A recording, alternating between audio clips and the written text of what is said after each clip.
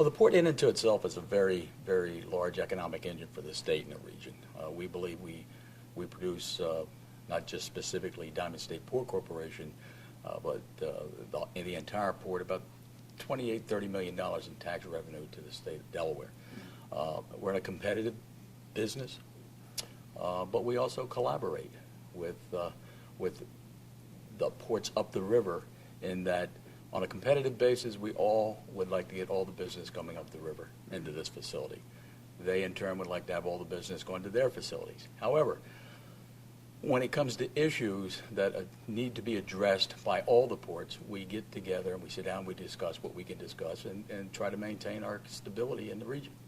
We have a daily labor force which we employ, and that labor force in and to itself can grow or contract depending on the season that we're in. Right now we're in the what we call the Chilean season, where we'll get 38 ships coming up from Chile with fruit for the region, and our labor force handles that very well.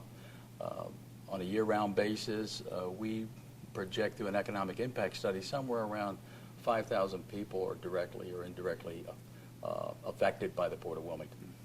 We have been very fortunate. The commodities that we have coming through this facility, again, primarily fruits, has not seen the impact as far as the economic conditions are concerned. Other commodities that come through the port with respect to steel and maybe lumber and things like that, because of the economic conditions the country is facing, they've reduced considerably.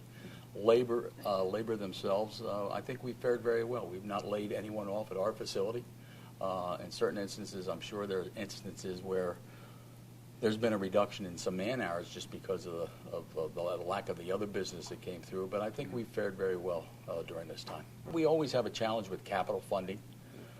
We've been very fortunate. The state has invested a tremendous amount of money into these facilities over the years, but we need to continue to provide facilities that will have customers stay at this facility.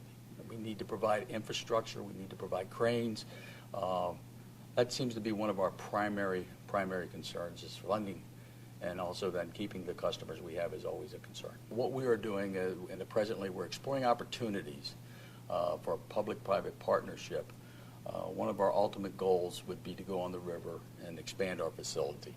And considering the funding requirements to go to the river, expand our facility, we will need a partner in order to be able to do that, and that's what we're exploring right now.